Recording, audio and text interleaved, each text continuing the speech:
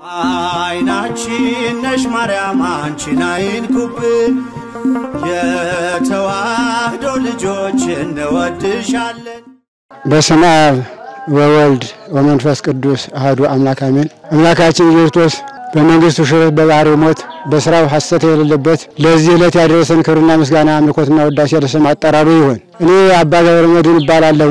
በዚህ ቦታ ከሕፃንነት ጀምሮ ከዲቁና እስከ ቅስና ድረስ ሳገለግል የቆየው ሰው ነኝ።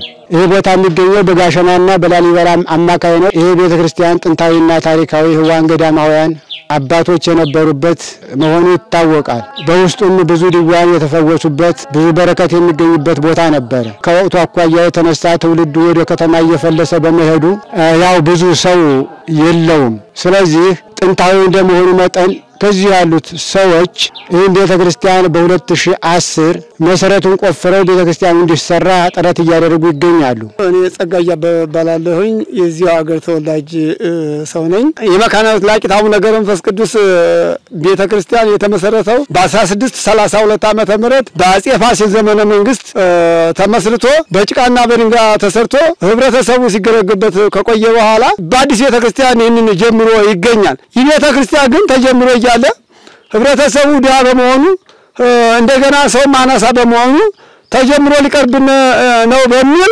የድረሱልኝ ጥሪ እያስተላለፈ ይገኛል። በሁለተኛ ደረጃ ከደብሩ መብራት ተወሰኑ ወጣቶች አስገብተው ከዚያ ወደ ቤተክርስቲያኑ ለማስገባት የገንዘብ እጥረት ጉድለት በመኖሩ ህብረተሰቡ እንዴት አድርገን ነው ወደዚህ ስበን የምናስገባው ማስገባት እንፈልጋለን ግን ያለ ገንዘብ ምን እናደርገው ነገር እያለ እያሰበ እያለቀሰ እያዘነ ይገኛል። እቺ ቤተክርስቲያን ከዚህ የደረሰችው ልጆቻችን አሸንየባዎቹ አሸንየብለው ለቤተክርስቲያናችን የለመማትን ጠብ በማድረግ ወንዶቹ ደግሞ ሆየ ይሉና ያችን ገንዘብ ደግሞ ከእናት አባትም ሆነ ከመስመሪያችን ያገኙትን ጠብ በማድረግ በዚህ ላይ ነው እንጂ ህብረተሰቡ አሁን ያለውን ንብረቱን በሬውንም ላሙንም ፍየውን በጉም ሽጦ ሰው ይሰጠና መድኃኒዓለም ቸሩ አምላክ የተጀመረውን ያስጨርስልናል በሚል በዚህ እያዘነ የድረሱልኝ ጥሪ እያስተላለፈ ይገኛል። ቄስ ከብካብ ጉልበት ባላለሁ ህዝቡ ባላገሩ ዝም ብሎ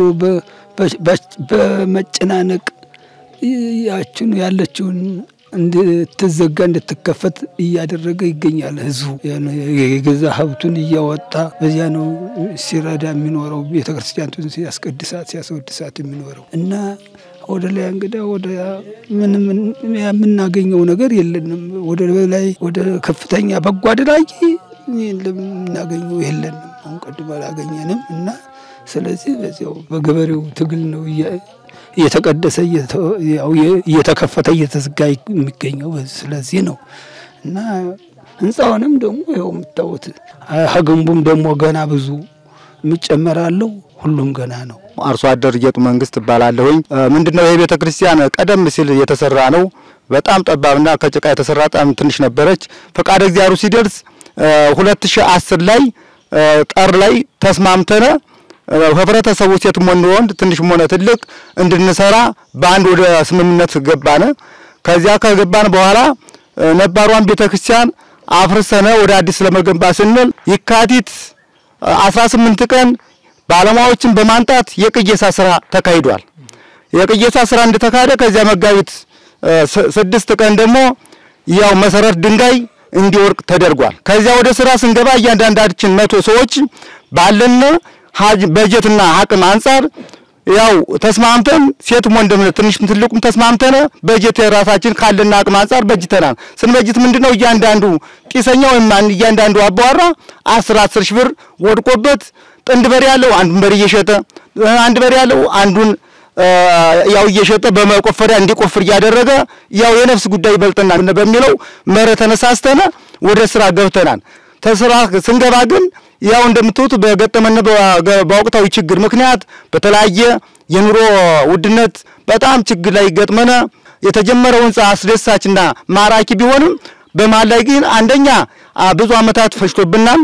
ሁለተኛ ደግሞ አሁንም አቅማችን አሙጠነ ወደ ድህነት ገብተን አቅማችን አሁን አሟጠን ጨርሰናል። ጉልበት ብቻ ነው ያለን እንጂ በገንዘባውን ጨርሰን አብቅተናል። በቃ ማተራንም ምንም የለንም። በሮቻችንን ሽጠናል።